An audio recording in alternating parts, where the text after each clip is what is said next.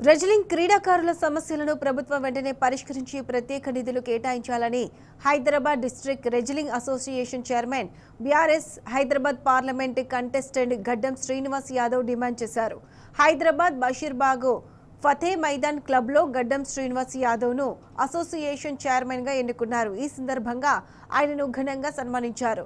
ప్రభుత్వ ఉద్యోగాల్లో రెజ్లింగ్ క్రీడాకారుల కోటాను నిషేధించారని, దానిని పునరుద్ధరించాలని గడ్డం శ్రీనివాస్ యాదవ్ కోరారు. రెజ్లర్లు శారీరకంగా దృఢంగా ఉంటారని, పోలీసు ఉద్యోగ నియామకాల్లో ప్రాధాన్యత కల్పించాలని అన్నారు. అలాగే రెజ్లర్లు పోటీలో పాల్గొనడం వల్ల చదువుల్లో వెనుకబడుతున్నారని, అటెండెన్స్ లేని కారణంగా వారిని ఎగ్జామ్స్ రాయడానికి కూడా అనుమతించడం లేదని తెలిపారు. వారికి అటెండెన్స్ లోను మినహాయింపు ఇవ్వాలని అన్నారు. యువ రెజ్లర్లకు ఉన్నత చదువులు చదవడానికి తన వంతు సహకారం అందిస్తామని గడ్డం శ్రీనివాస్ యాదవ్ తెలిపారు.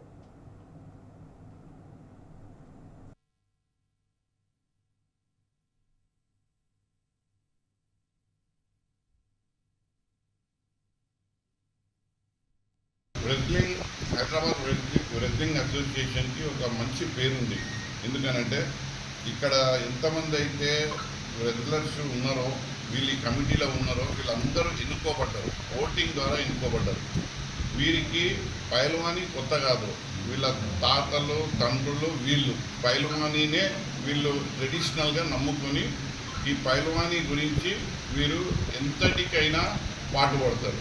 వీరందరూ నన్ను ఏకగ్రీవంగా చైర్మన్గా చేసినందుకు వారందరికీ నేను మరొక్కసారి ప్రత్యేకమైన ధన్యవాదాలు తెలియజేస్తా ఉన్నాను.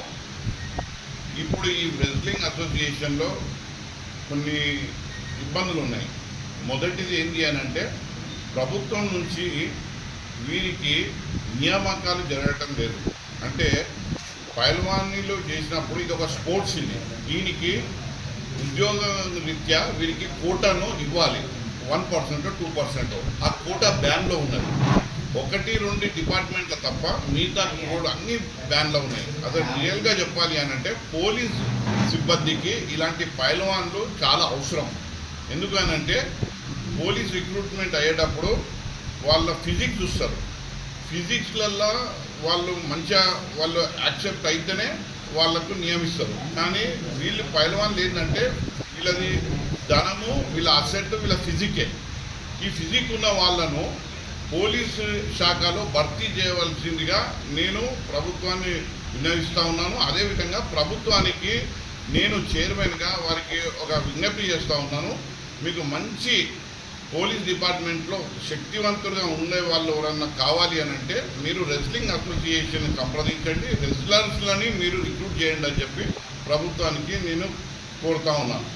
రెజ్లర్స్కి ఇక్కడ ఏమవుతుంది అని అంటే చాలా వరకు ప్రభుత్వ పరంగా వీరికి ఎటువంటి ఆర్థిక సాయం అందుతలేదు.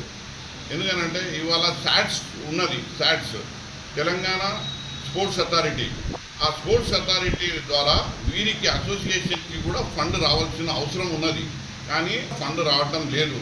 తద్వారా ఏం జరుగుతుంది అని అంటే వీళ్ళ ఒక స్పోర్ట్స్ ఏదైతే టోర్నమెంట్లు పెట్టాలనో అది పెట్టకుండా మన నిర్లక్ష్యం అవుతూ ఉంది.